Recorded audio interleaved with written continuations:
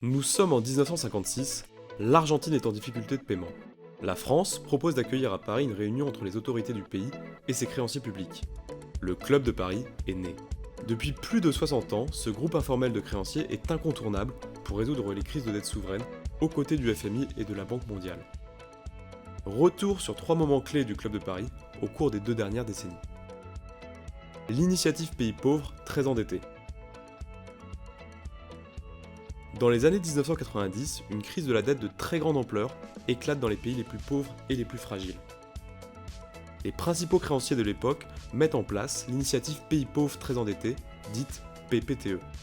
Grâce à ce dispositif, au total, les créanciers ont déboursé 120 milliards de dollars pour alléger le fardeau de la dette de 36 pays. Avec l'initiative PPTE, la dette des pays les plus pauvres a atteint un de ses niveaux les plus bas en 2006.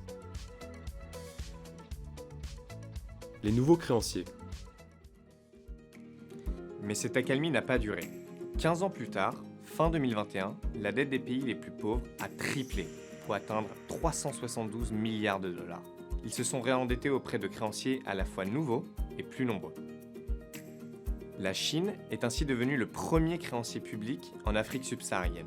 Le montant de la dette des pays les plus pauvres détenus par la Chine est passé de 3 à 14% de leur dette externe entre 2006 et 2021. Par ailleurs, les pays en développement se sont davantage tournés vers des investisseurs privés, eux-mêmes attirés par des rendements intéressants.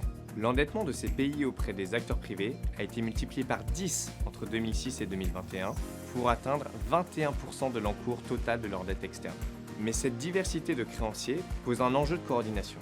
En cas de crise de surendettement, comment répartir l'effort entre les créanciers ?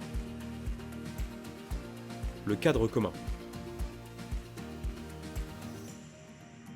Pour mieux coordonner les restructurations de dettes, les pays membres et non membres du club ont adopté en novembre 2020 un cadre commun pour les traitements de dettes. Dans les faits, les créanciers du Club de Paris et les autres créanciers du G20 s'assoient à la même table pour négocier.